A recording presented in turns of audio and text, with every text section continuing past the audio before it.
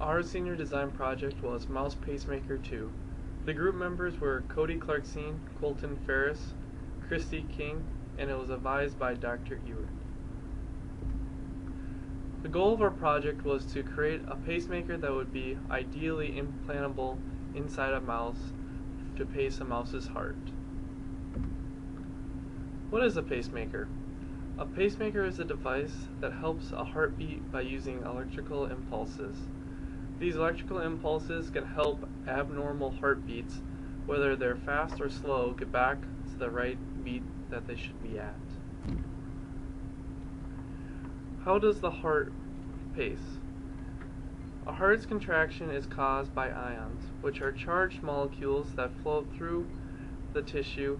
As the molecules move, the charge across the heart changes in a wave called depolarization. We can simulate this action with an electrical signal.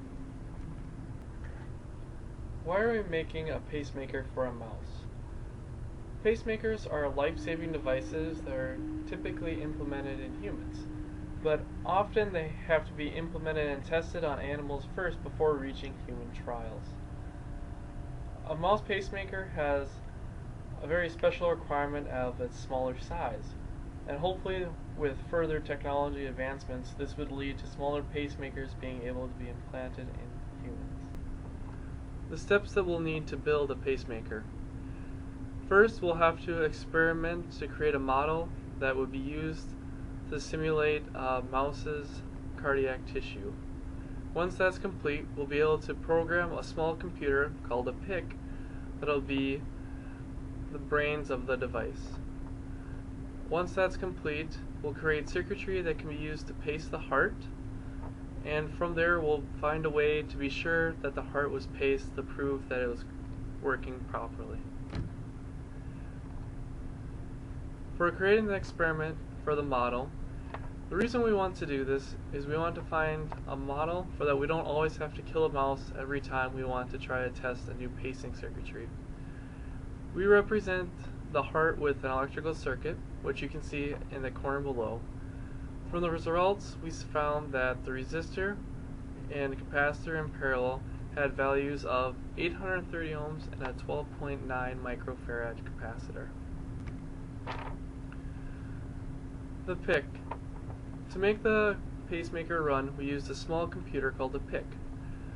What the PIC's job was to control the signals that were sent to the pacing circuitry. It sent square waves that were to be applied to the pacing circuitry, and from there the pacing circuitry would be able to apply them to the heart. Here's the pacing circuitry that we used. As you can see from the figure, as the square wave moves to the switch then turns on and then allows current to flow into the heart, which acts just like the contractions we had when the ions were flowing. Did the pacemaker work? There's a couple ways we can do this. We can sense the pulse by looking for a voltage signal on the other side of the heart, and this can be done using circuitry and then the PIC to analyze. Or we were able to tell from the heartbeat itself, because when the beating stopped when the leads were removed, and the beating started again when the leads were reapplied to the heart. Another thing we'd like to do is for our pacemaker to communicate with the computer. This way we'd be able to collect data from our pacemaker and acknowledge and prove that we are correctly pacing. Here's our budget, which can be seen. We started off with $175, and at the end we had $118.41 left. Some problems that we encountered. First semester we had a lot of poor time management, and a lot of this was due to not knowing how to run meetings. We all kind of went in our own direction versus all working together as a team. Another problem we had was troubleshooting the PIC initially. Some of the ways to program this little computer were not cooperating, and that was causing us problems. Also, another problem we encountered was the sensing circuitry, as it was very challenging to try to get implemented. Some of the lessons we learned though. We learned that it was crucial for us to set up weekly meetings by ourselves. This allowed us to know where we all were in the group and where we needed to be going. Also, for all these meetings, we had an agenda set up so that we know exactly what we needed to do. Also, we set up a detailed timeline for when deliverables were due so that we all knew who was responsible and when they were going to be done by. Overall, the project was a success in the modeling and the pacing of a mouse's heart. We also learned a lot in management of our time and more efficiently conducting group projects. What more could we do? For our current design, we could PCB it. This stands for Printed Circuit Board. This would help us in quite a few ways. It would, one, miniaturize our design.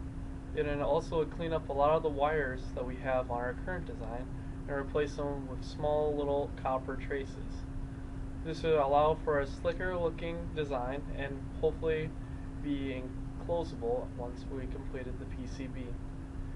Another thing we hope to do is implement sensing theories on the board so that we could prove using our PIC and circuitry that we are correctly pacing the heart.